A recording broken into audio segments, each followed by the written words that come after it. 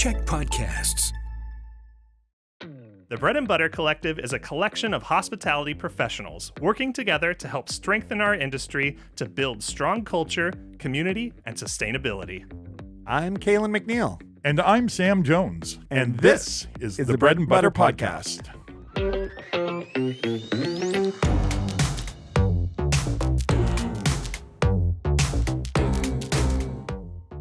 Welcome to the Bread and Butter Podcast. How are you, Sam? I'm doing great. We're at Cook's Camp today. We're at Cook's Camp, and I am recording it. Yeah, and we're in Pemberton in the valley on North Arm Farm.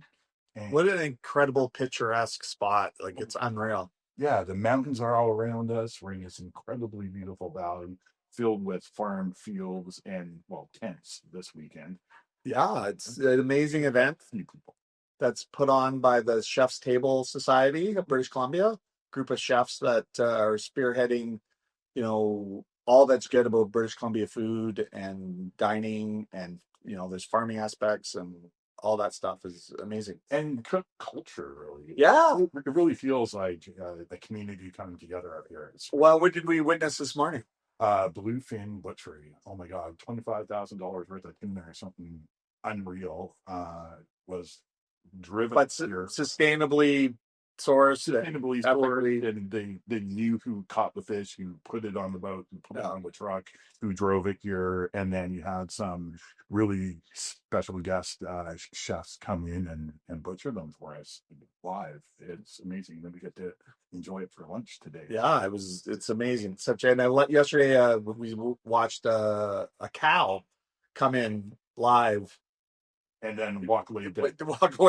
Well, it didn't really walk away, did it? No, but it's more like carried away. We ate sausage that was made from it this morning, so it was incredible. So good. I mean, that's the story we're telling ourselves. It may or may not be true. But... yeah, just like all our facts. Yeah, exactly. We've got a wonderful guest that we've met on the farm today. He's from Vancouver Island, and we're gonna let him introduce himself. Thanks, guys. Happy to be here. My name is Ryan Fogarty, and I run Leechtown Blacksmith Company from Souk. Beautiful. All the way from the island, just like us. It took this for us to get together, I guess, even though we have actually, it turns out, a few nice connections. Yeah. As we just were discussing yesterday. As the world implodes on itself. Yeah. How tight it is. Yeah, it becomes smaller and smaller, doesn't it? So you're a blacksmith. You've been in construction, contracting the whole life. You made the change to work for yourself, and then you got involved, or adopted, perhaps is a better way to put it, by the hospitality industry. Yeah. Give us a little breakdown on how that worked. Sure. So, through some training and working with some, very renowned blacksmiths, Jake James took me on and kind of gave me the very kind of basic what I needed to be able to expand, and I could take it a couple different ways, and one of the ways that I wanted to go was product based. So rather than the feast or famine of giant installers, whether it's public art or architectural sort of things, which is what we primarily did, kind of wanted to get into more product based stuff. So I have a product and market that product, and are hopefully creating kind of my own job and my own purpose in the trade sort of thing that's sustainable and has some longevity to it. So looking, our circle of blacksmithing, professional blacksmiths that blacksmith full time is very, very small. Obviously it's an old profession and trade, as far as it's been around a long time. Are you finding that, well, obviously there's not a lot of people going into that trade? Where does the whole trade stand now? Like, say it's decommissioned most places. Like, I think the last, for our reference at the Victoria Shipyards, I think their last professional blacksmith that was under the Boilermakers Blacksmiths 199 union that does the labor for the shipyards, I think probably retired, say, early 90s. Oh, wow. They still have the power hammers. They still have that area there. But yeah, no one's actually doing the professional trade of that in that industrial kind of thing anymore. It's all going to welding fabrication. Right. Yeah. So yeah, there are still people doing it, but all doing different things. We have strictly bladesmith guys, knife makers, ornamental guys, traditional guys, a lot of hobbyists.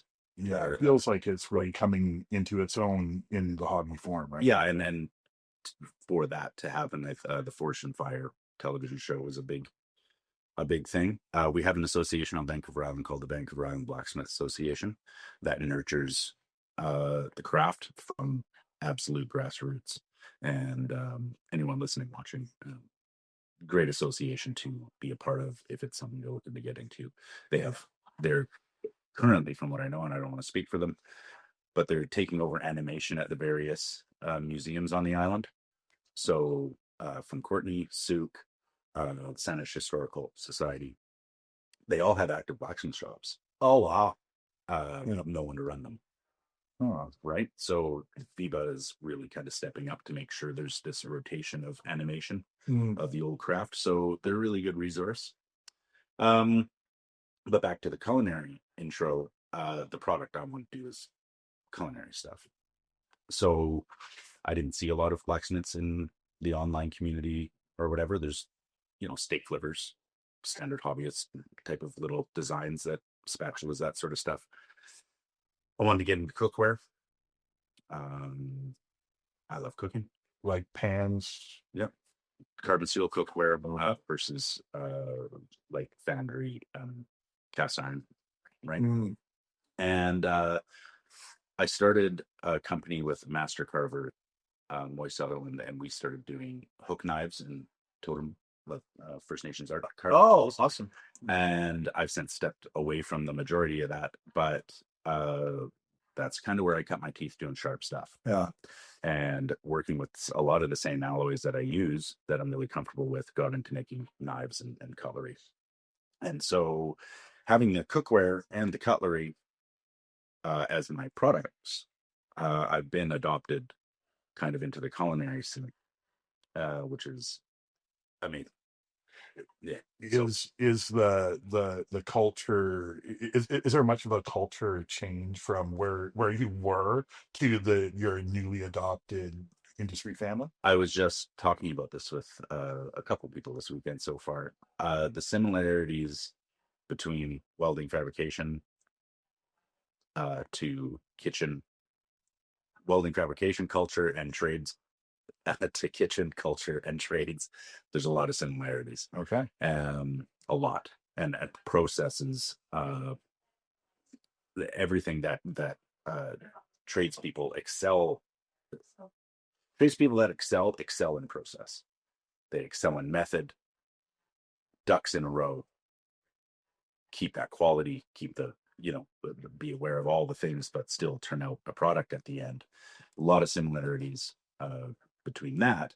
With the blacksmithing, doing the larger ornamental stuff or architectural stuff, unless it's repetitive, kind of not in that, but doing the product based, it's the same. I got to put out a pan of the exact same quality that I am known for. Chefs that have a dish that they're known for at their restaurant that they have to keep putting out, they have very controlled processes. So there are some similarities. Yeah, the culture is completely different because I'm a hermit and I work by myself. Yeah.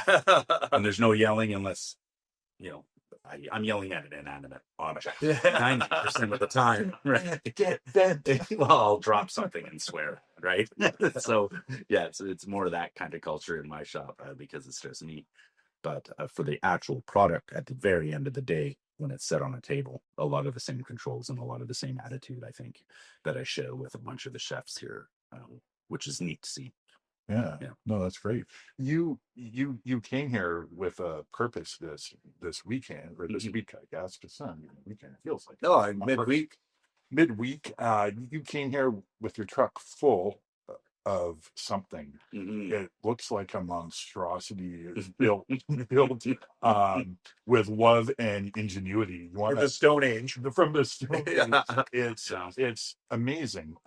It's a Spitfire, or it's a spit built over a fire, but I mean, without seeing it, which we'll take pictures and post, it's hard to explain. You would be the perfect person to explain it. Could you tell us what you did? Sure. So last year, I forget about what time it was, but Robert Belcham and I started chatting, and he brought up this idea. And at the time, I wasn't able to do it. I wasn't able to do it in time to be here for it and stuff. So we kind of put it on the back burner. And since we started talking more, and then I think you can do it. We think we could do this thing. And he sent me a couple of YouTube videos of this contraption. They call it, like, if you were to YouTube it, which I encourage everybody to, they'll say Da Vinci rotisserie. I call it a Da Vinci rotisserie because it's reflex, but what it is, it's based on Da Vinci's escapement machine, which is very similar to how a grandfather clock works, with counterweights and very controlled, not pendulums, but kind of pendulums. Yeah, I was wondering how to Apparatus. describe the No. swinging I pendulum. call it a TikTok part Okay. because I have no idea. But it's based on Da Vinci's escapement machine. And what we have is, so it's fun because our spit itself, as it's as much our goal, it's also a byproduct of what this machine is actually doing.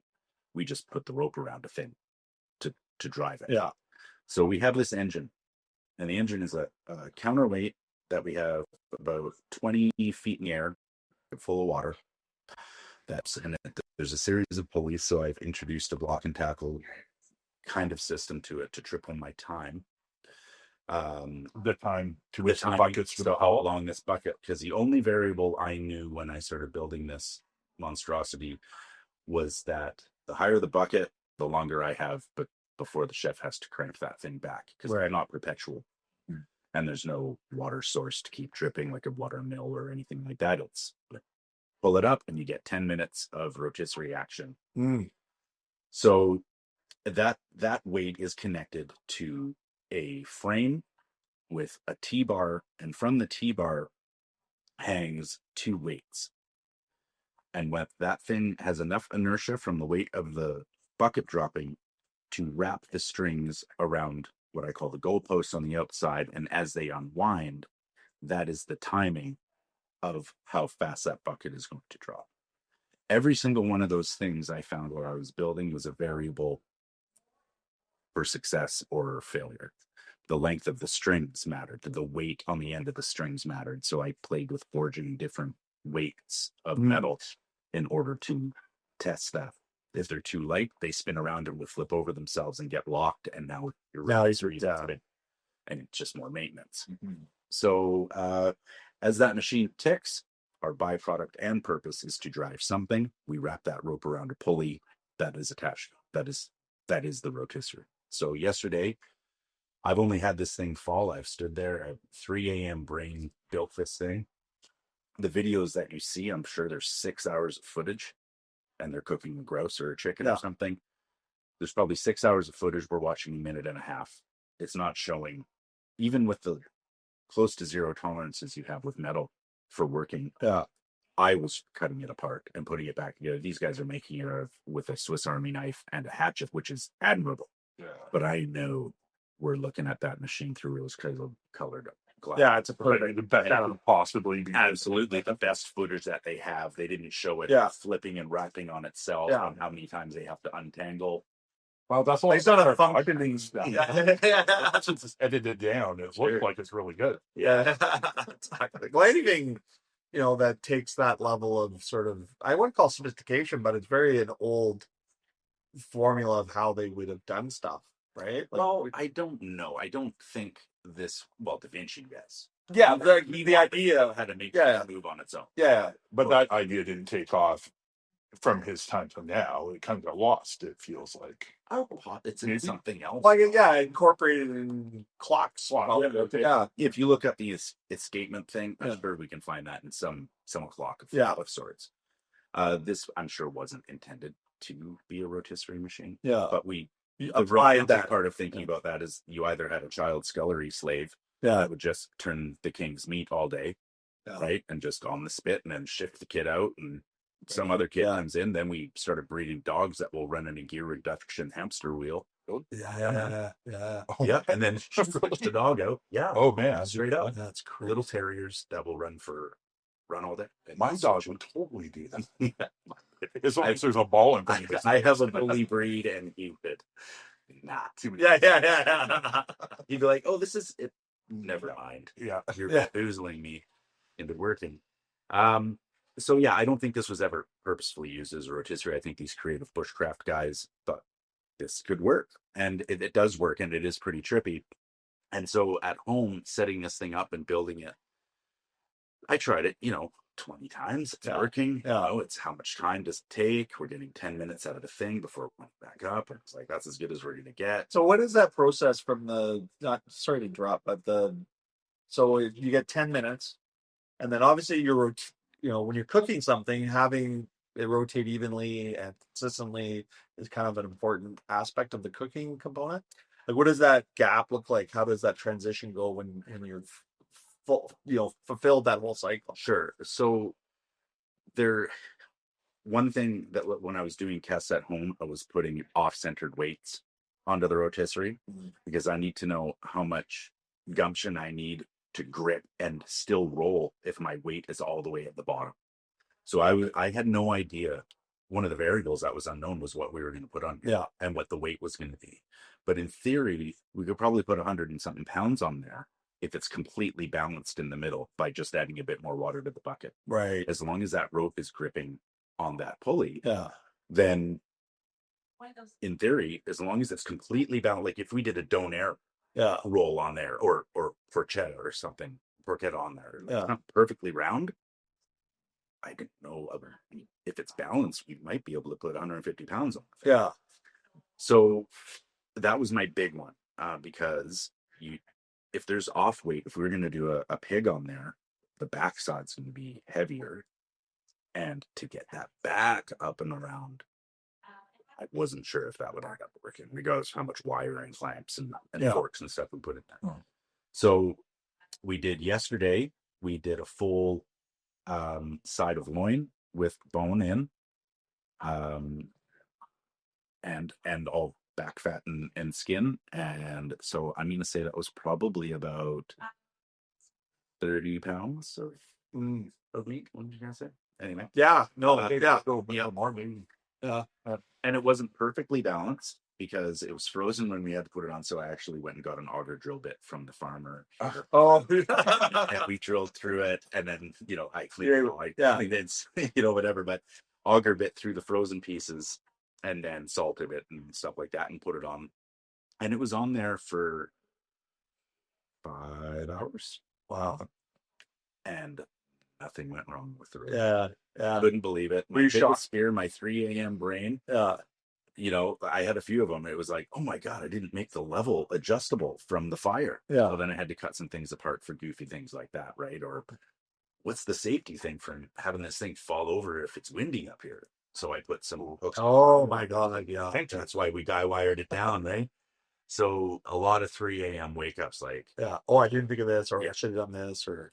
So that was fun. And the most rewarding part is I spent all day baking in the sun because I just wasn't sure, right? I didn't run it for 6 hours straight.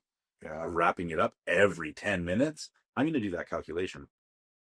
But in 5 or 6 hours, every 10 minutes, how many times? How many drops? 36, at least 36 times.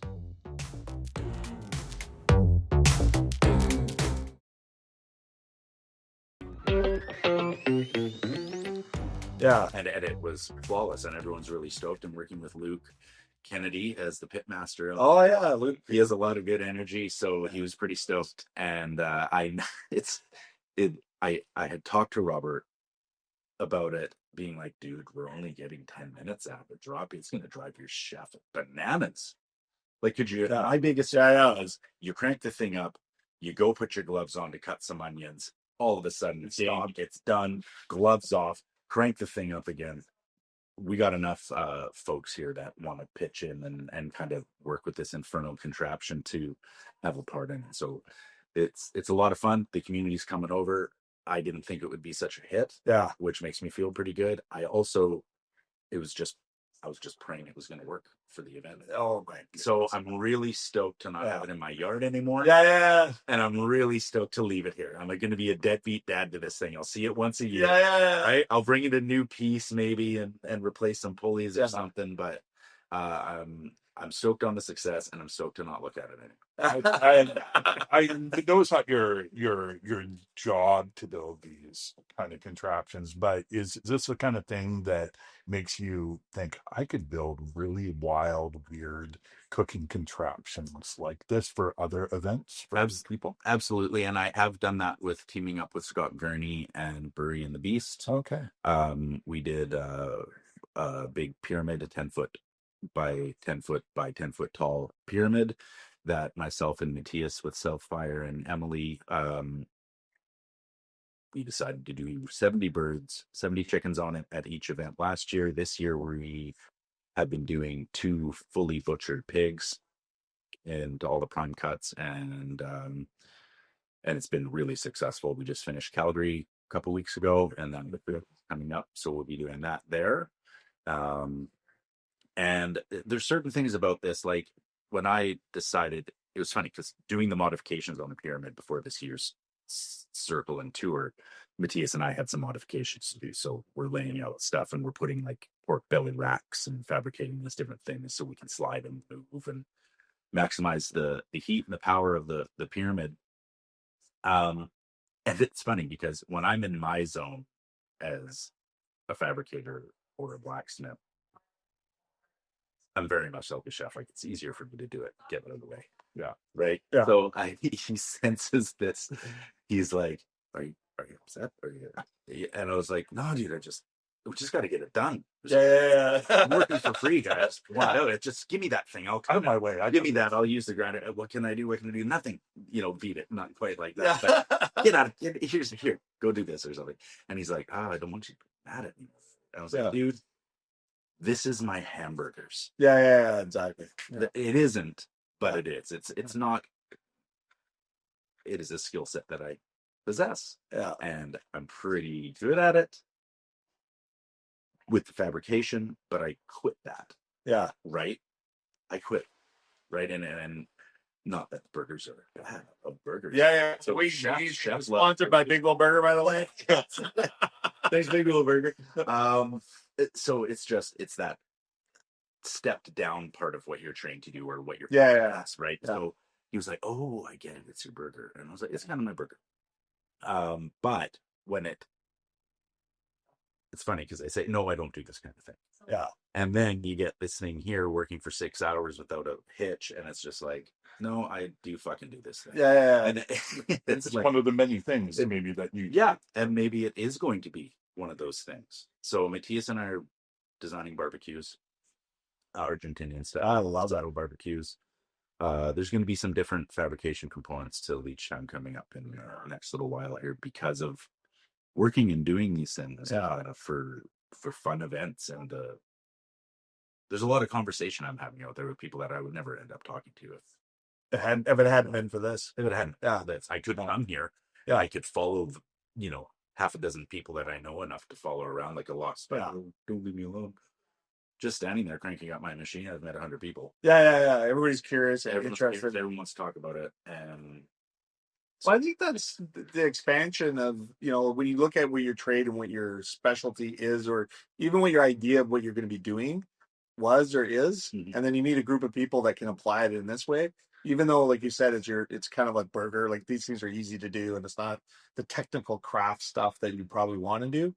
The functionality and purpose, and you're broadening your audience, and there's probably a lot of items that you'll be able to, because you obviously run a business, you've got to make money.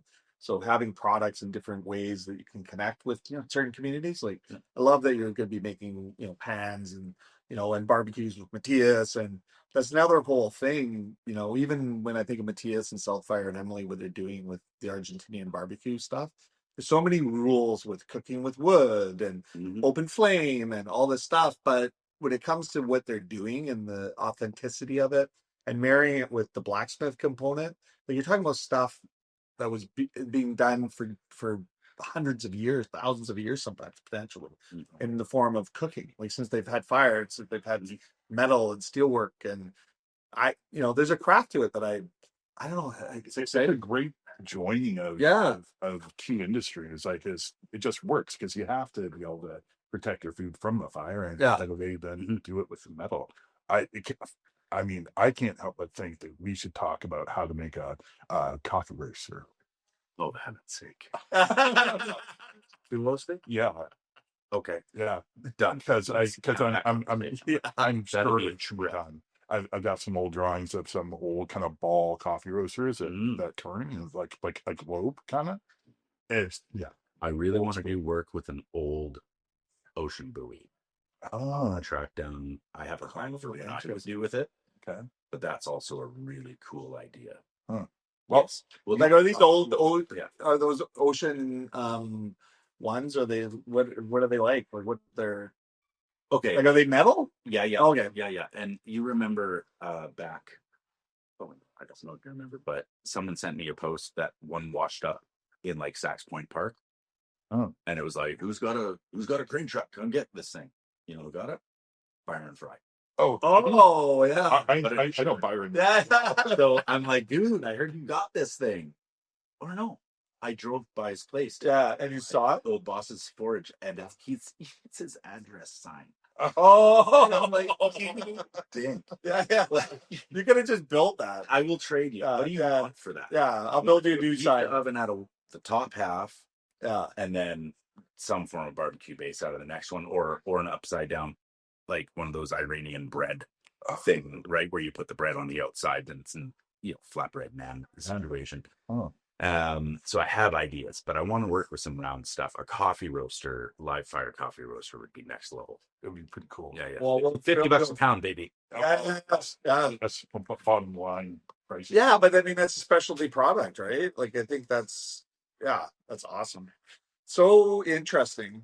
Anything you want to leave our audience with as far as Yeah, I do. I want to thank Robert Belcham for inviting me to this thing. I'm glad we got it all squared away and figured out. and just To be here. This community has taken me in.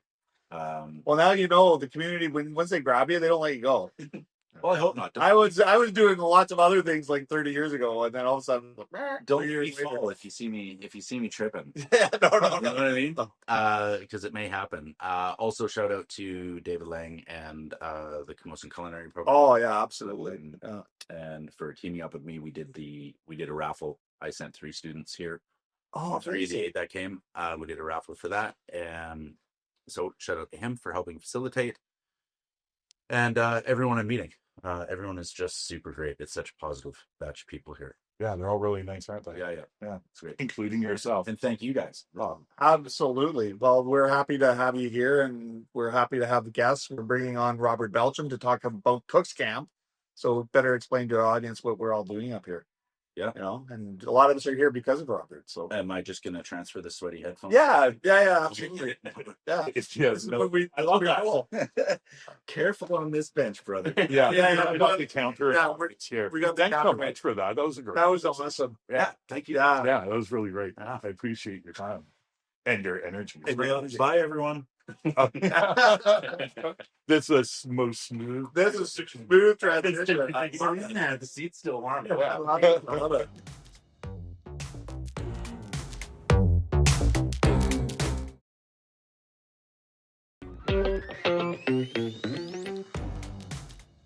All right, we're bringing Robert Belcham. Our longtime listeners and viewers know Robert. He's been on our show before. But never live. Never live. Never live. Yeah, never live. Thank you for having me, guys. Thank you for having us. And yeah, this is your he runs the Mise en Place podcast as well. So if you're in the podcast space, wanting an amazing podcast, I mean it's really incredible. In fact, last episode was the best episode recorded, and I hear the longest. They had a guest on that talked forever.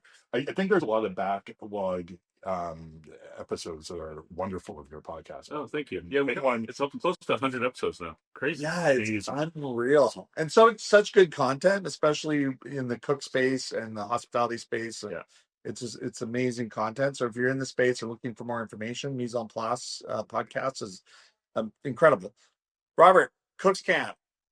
Welcome Like, to Cooks Camp. Yeah, you Thank talked so- about it. I'm so happy you guys are here. Like, it blows my mind that you guys are here, and we're actually, we talked about maybe making this happen as a podcast, and I was like, yes, we're doing it. Yeah, it was so seamless. Well, we'll figure out what we got to do on the back end. Thank you, Vivian. Vivian, thanks, Vivian. But yeah, it's incredible. And I remember, I think the first one we did remotely in 2021. Something like that. I remember because David Lang is here as well. Yeah. It was David Lang and I, and we were talking about COVID and the industry and all that sort of stuff. And that was, it's a blur, to be honest. I can't remember when it was. Well, we said we had you on our podcast last time. We both said that we were going to come to Cooks Camp, and Yeah. anytime I say something and I actually do it, I'm like, yes. Well, I found out you were going last week. Yeah. Even though it was like we had talked about it on the podcast. It's Yeah. oh, wouldn't it be fun if you just did a remote? Yeah. And Calen calls me up like last week and goes, so you're We're going next week. I'm Like, like, oh, Yeah, of course. yeah, it's fine, and it's been wonderful so far. Well, fantastic. I'm glad you guys are liking that. so tell us about the farm, about the partnership, how you got this stuff going. Like, Well, it's been so to start. So in 2010, we did the Chef's Culinary Congress that happened at Providence Farm up in Cowichan, and it was 2018 or so.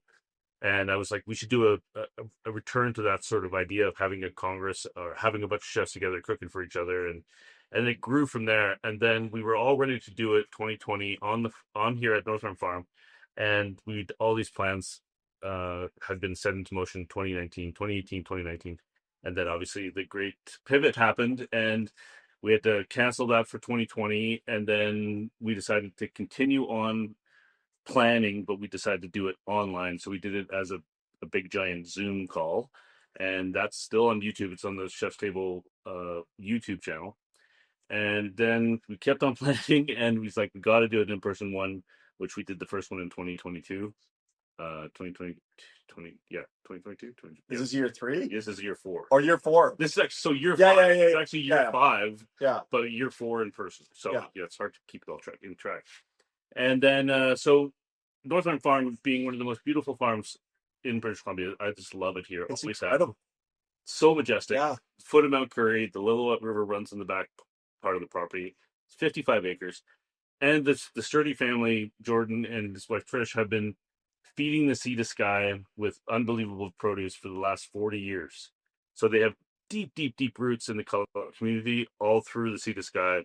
They helped start the farmers market with Chef Bernard Cassavant when they opened up the Chateau Whistler in Whistler. And, I used to get vegetables from them for when I had Campagnolo and for fuel back in the day. And yeah, they're just amazing people. And they're your average farming family in Pemberton. Like, they're just really Like great, down to earth and super down to earth. And they live the life that, a lot of us envy. Yeah, I want to do. Yeah. So, Sure do. so that's sort of, we had the location, and the location, having it up here is by design. We have a lot of people who say we should have it in the city, and I'm like, no.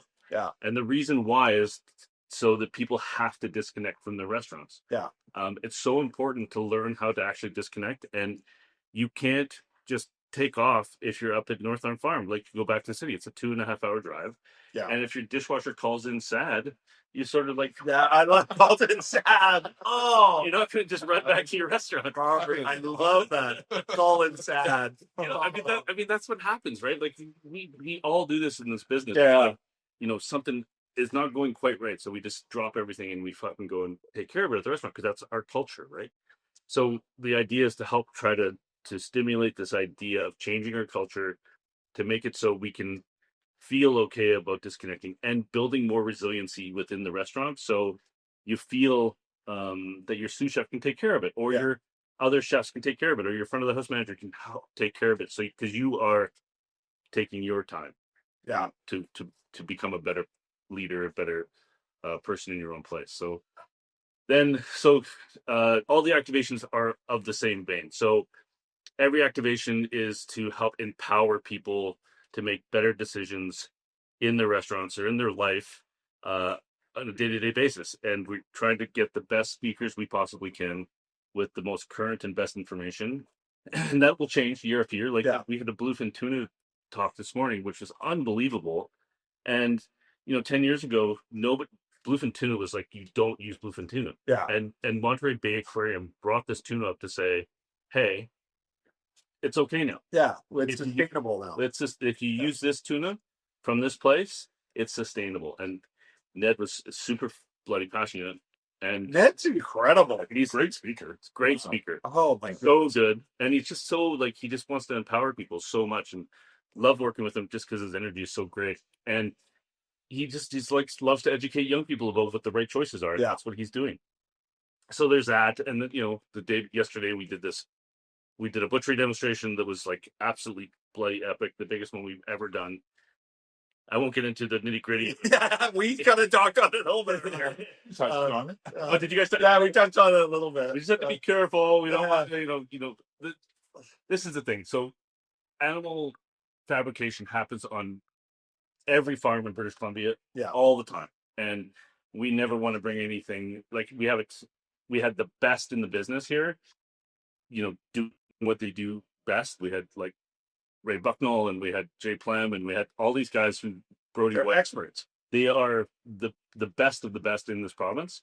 And, to teaching young people who have never seen something like this and having them understand all the intricacies of it and doing it in the most respectful way, that's exactly what we want to give people the best information. Yeah. That's the whole idea. Yeah. And then today, that was pretty much all yesterday, the animal fabrication. We had Butchery Team Canada here. We had Brody doing sausages, Ray doing his fabrication. Then we did an amazing cultural meal last night, Italian food. We always have a cultural meal on the first night because we're always trying to showcase cultures that have really contributed to the culinary fabric of Canada. Yeah. That's a big thing because Canada is such a melting pot and we want to celebrate that. And then today we're doing bluefin tuna for lunch, which I'm so excited about. Joel Watanabe said he would scrape the ribs for me. So Oh yeah. It's great. Yeah. Great rib. Oh, As the best. best part. And then tonight, Scott Yeager from, you may recognize the name. He had the Pear Tree restaurant for 25 years. He's leading a team of unbelievable chefs who are doing the family meal. So the world's largest family meal. So anybody who's ever worked in the restaurant business, yeah, we all have family meal. It's where we hopefully will all sit down together and have dinner that we've made together. And that's what we're trying to replicate here. Most of the time in a restaurant, it's usually on a milk crate in the back alley. Yeah. Exactly. And it's cold. And it's cold. But we're trying to change that culture again. So it's we have Scott Yates leading it. We have Roger Sleeman from Quailsgate. We have Hamid Salimian from VCC. We have Celeste Ma and her husband Ross Larkin from Portage Restaurant in Newfoundland, St. John's. Who else do we have? Caleb Hart. We have oh my God, Luke Kennedy's there. Rohan is there. There's just so many people. Sorry, it's hard to keep it all straight. But it's just the best of the best in the business, and they're basically gonna cook. Everybody's gonna cook together, and we're trying to get as many people who are in all the attendees to help make that dinner come together, like staff meal would happen or a family meal would happen, and break bread together and cook for each other. And it's all about it gives me goosebumps. it's all about being there for each other and letting people know that we're trying to make the industry better. Yeah. Then there's a bunch of other activations that are happening this afternoon too. When I hear you say that, I mean, it's easy to say, but when you're here and you really feel that, it's amazing that you're able to say it with the truth that it's really going on. Yeah. That's what Cook Camp is really doing right now. Yeah. It's bringing people together and treating everyone really well. And what a beautiful community you've brought together. It's about the people. And you know very well that our business it's a people business. Yeah. And it's the people that we bring together to actually make our businesses work, and the customers who come in and drink us coffee or eat our food or whatever. And that's what we are. We're people. And we need to support the people who are making this happen. We need to support the community that makes this happen day after day. And that's what Cook's Camp is really all about. And it's really the only one of its kind that I know of in the world. Like there's lots of other sort of trade show kind of things. Yeah. The RC show, which they're amazing and they do really good things. But this is industry sort of focused and only, and it's about supporting the people in it and empowering the people within it. Well, I think the thing that strikes me the most is the learning opportunities. So obviously you've got these professionals who've been around for a long time and they're mentoring the next generation. And I think that is so important because our industry suffers from that lack of, like, our pipeline of new people coming in is dry.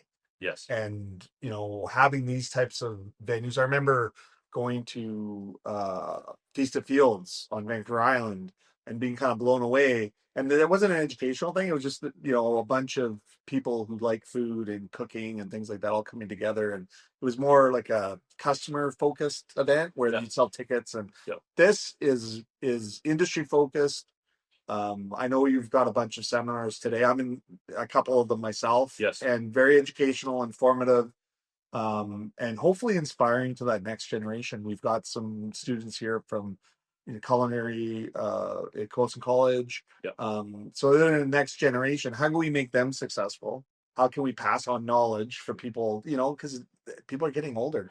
I mean, That's it. Pete Zambry worked with a chef that's here, like, Yeah, was that Bernard? yeah, Bernard. And you just think of that lineage, and Pete was just learning at that stage, and now he's a teacher with him. Yeah. And it's incredible. It's I mean, this is the thing, is when you get a bunch of chefs together, usually what happens is you start telling war stories. Yeah. It's like, oh my God, that guy threw a pot at me, that guy stabbed me, whatever it is.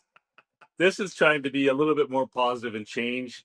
We don't have to keep on repeating that year after year. We have to make this job, this industry, enticing to young people. Young people are much smarter than we were. Yes. And we have to make it inclusive, and we have to invite everybody to be part of it. And we need to make it positive for people to want to work in the industry. And the only people who are going to come and change this industry to make it better are the people who are within it and who have gone through those bad times and seen how bad it can get, and then go, that's not correct anymore. We're going to do it a different way. Yeah. And we're going to empower our people to make it better for everybody. That's the whole idea. Well, and I think, you can feel it here, and you can see it in the faces of the people that are here. We had conversations with some young people that have been in the industry 2 years, 3 years, 5 years, and they're inspired. And even sharing that knowledge, like showing how it's done and the artistry of it. Like everything has so much artistry around it. And then you're compiling with some financial literacy, and where there's foraging in the forest here. Like it's really a special thing. Like for me, I think, well, I mean, this farm can only hold so many people. Like, to me, is something that could be very, very big. Yeah, that's the thing. We don't want it to be big. Yeah. Like we're probably at 2. Well, I don't want to get into numbers. I don't know the exact numbers, but it changes day to day. But we don't want to get it too much bigger, because we love the intimacy of it. We love that it's manageable. And we can only fit so many people on the farm, and we want as many people to go on those foraging activations to see the different talks.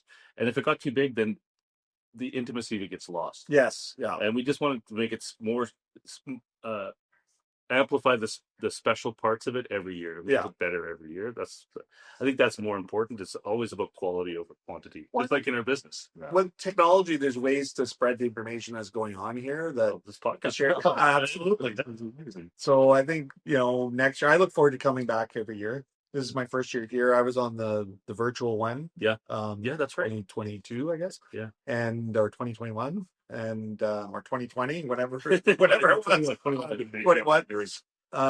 But yeah, we're so happy to be here, and I just love it. And hopefully there's other things that can spill off from here.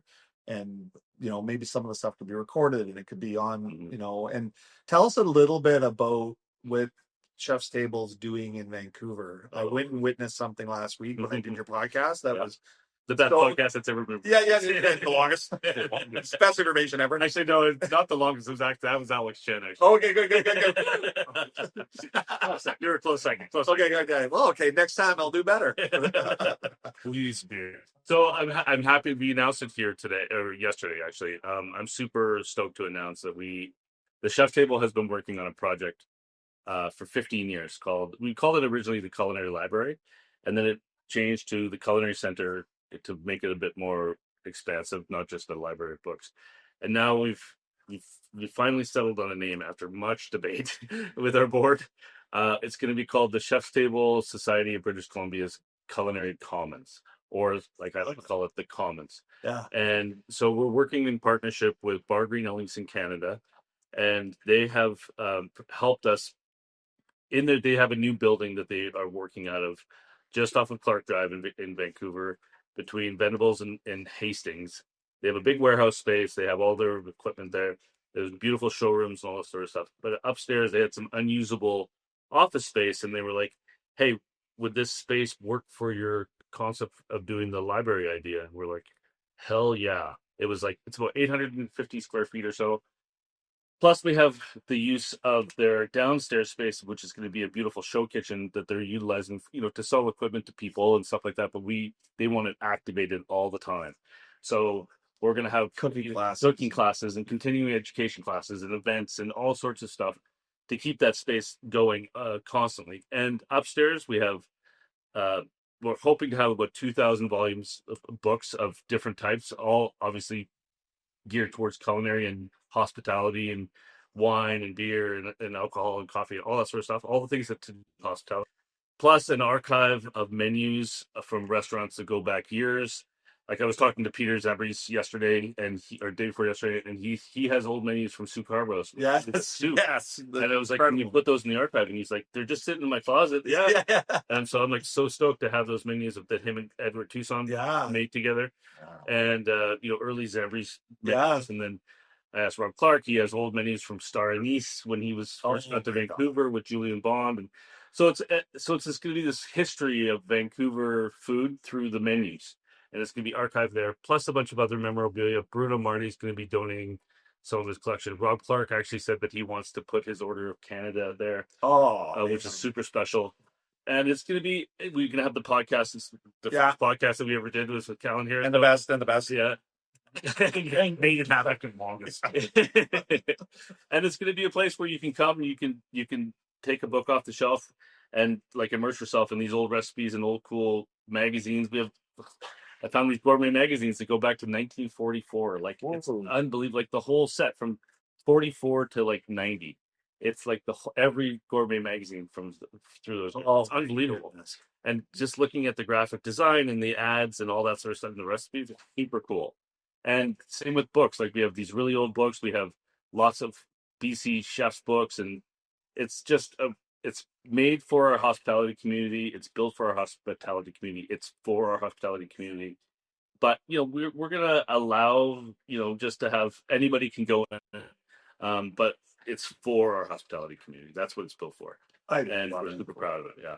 Well, I think just like Cook's Camp and that, like, and I commend you for being a leader on that front, because you're inspiring other people behind you and beside you to do better and to focus on the education and doing things that make our industry, sustainable. Yeah, that's you hit the nail on the head. It is all about making. We've talked about sustainability of the oceans. We've talked about sustainability of our environment.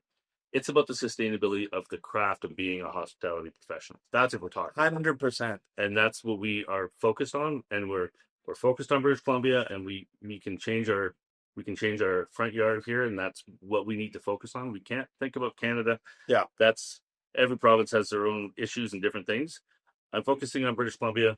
We're just trying to make it as resilient as possible. So if we have another great pivot or if something happens, that we're ready for it, and that we can weather those storms like we should be able to. Well, and we're also demonstrating that this is a prideful industry that you can make a career in. Yes. And hopefully, making wages so that you can live on them.